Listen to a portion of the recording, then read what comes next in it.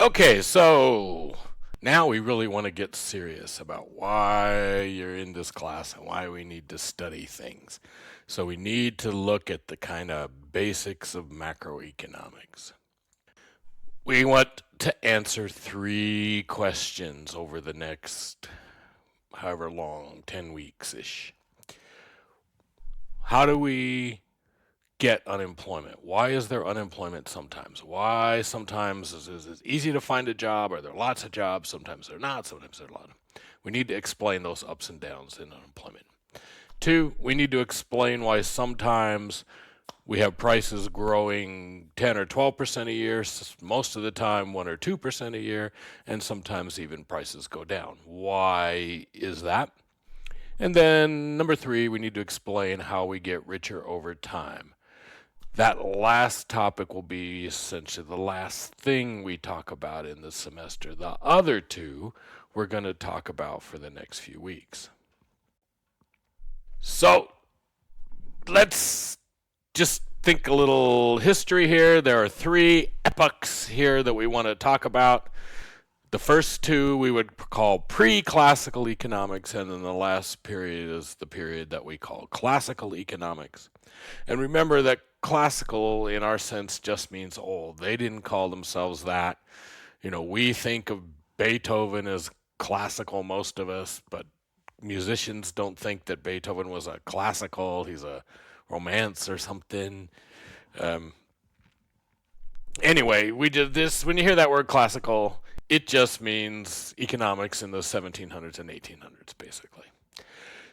So the Roman Empire falls apart. The Roman Empire falls apart the 400 somewhere. And so we get what's called the Dark Ages. We fall into the Dark Ages. And all that means is that the church ran things. The Catholic Church basically ran things in Europe.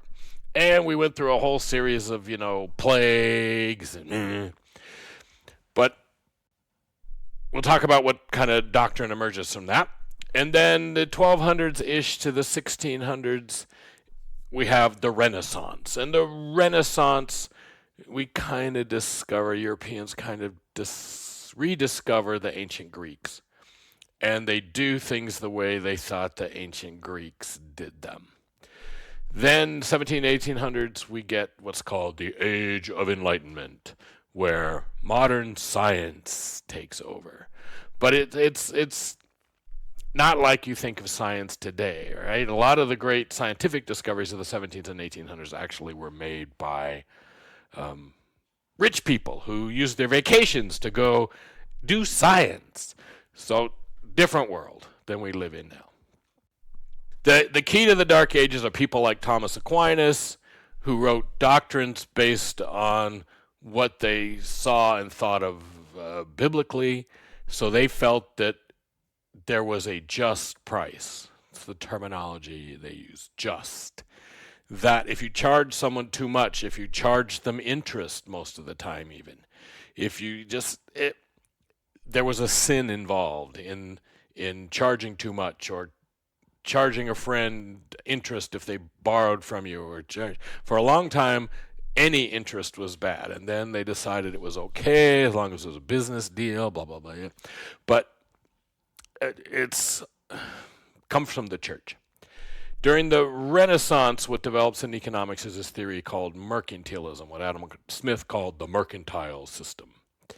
It's not based on a coherent theory. It's based on the idea that money makes you rich and not having money makes you poor. And if you think that's obvious, no, it's about countries as opposed to individuals. So what makes a country rich? And one argument is that it's money. There's other arguments, and we talked about mercantilism a little before. There's other arguments that what makes your country rich is having factories and machines and just not money sitting around. But anyway, the mercantilists believe that to get from point A to point B, we had to have government control of the economy. So the Enlightenment actually, the big figures in the Enlightenment are people like Isaac Newton. Isaac Newton, even though he was very religious and kind of wacky in certain ways. Isaac Newton felt that we should be able to quantify the world, that you can come up with these nice, simple explanations of things. F equals ma. For every action, there is an equal and opposite reaction. That there's a set of mathematical rules that define what the planets do and what the Earth's doing, and it's not about just thinking about them. You need to be able to prove them, and you can document these things scientifically, and you can test them. Okay. The other person we want to talk about is this man named John Locke. Prior to the Enlightenment, it was just this theory that the king, the emperor, whatever, was the king or the emperor, whatever, because of the will of God, and the rights of normal people came from the king. The king granted you rights. Your job was to promote the king. John Locke says, no, that's all wrong. John Locke says, we are born, and you might have heard this phrase before, people are born with certain unalienable rights.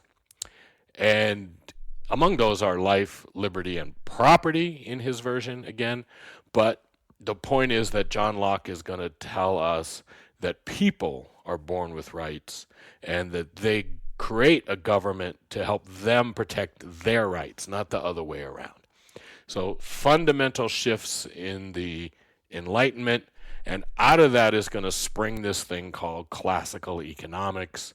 Our buddy Adam Smith, who we've talked about, is a follower of John Locke, as is Thomas Jefferson, for example. So moving on.